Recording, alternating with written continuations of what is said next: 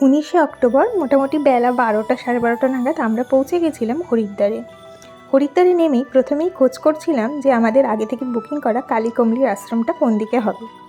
আগে স্টেশন থেকেই একটা গেট ছিল যেখানে কালীকমলির আশ্রমে যাওয়া যেত, কিন্তু কয়েক বছর হলো সেটাকে রেল কর্তৃপক্ষ বন্ধ করে দিয়েছে। তো একটু ঘুরপথেই আমাদের যেতে হলো, কিন্তু স্টেশনের একদম পাশেই ছিল আমাদের আশ্রমটা। ঘরগুলো খুব ভালোই ছিল, আমাদের দোতলার ওপরে ঘর ছিল, সামনেই একটা বিশাল বড় বাগান, দারুণ ছিল।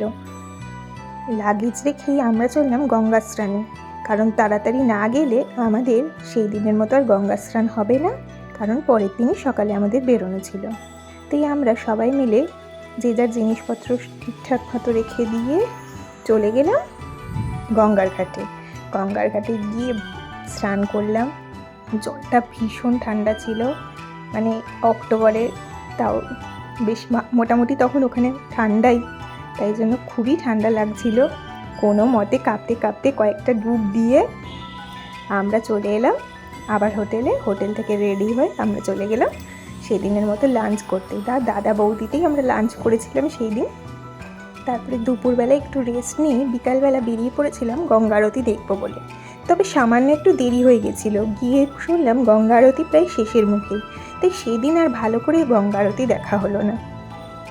ঠিক আছে, আমরা তো ফেরার দিনও আবার একদিন হরিদ্বারে স্টে করবো, সেই দিনই ভাবলাম ঠিক আছে সেই দিনই আমরা গঙ্গা আরতিটা দেখবো, একদিন নয় মিস হয়ে গেছে। আশপাশটা ঘুরে দেখলাম, সবাই কিছু খাওয়া দাওয়া করলো, কিছু ছবি তোলা হলো। আমার বর যেখানে যায় সেখানেই তো ফুচকা খায়, তা ফুচকা কেন ছাড়বে সে, তাই ফুচকার টেস্টটাও করলো।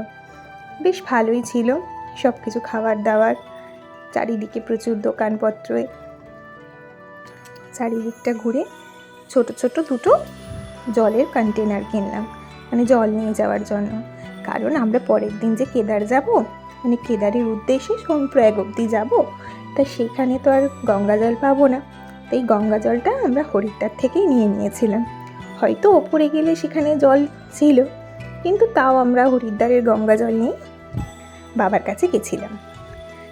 কালীকমলির রুমে নন এসি রুমের ভাড়া ছিল 500 টাকা, 4 জন যেখানে থাকতে পারবে, তার মানে পার হেড 125 টাকা করে। যেহেতু অক্টোবর মাস মোটামুটি ভালোই মতোই ঠান্ডা ছিল হরিদ্বারে, তাই আমাদের এসি রুমের প্রয়োজনও হয়নি, আমরা নন এসি রুমে বুকিং করেছিলাম। আর সেই দিনের রাতের ডিনারটা আমরা কালীকমলির আশ্রমেই করেছিলাম। খুবই ভালো খাওয়া দাওয়া। রাতের খাওয়া দাওয়া আমরা কালীকমলির আশ্রমেই করেছিলাম, কারণ পরের দিন সকালবেলা যেহেতু অনেক ভোরে আমাদের বেরোতে হবে, তাই বাইরে আমরা কোথাও আর যাইনি। সেদিনের জন্য আমরা কালীকমলির আশ্রমে রাতের ডিনারটা সেরে নিয়েছিলাম।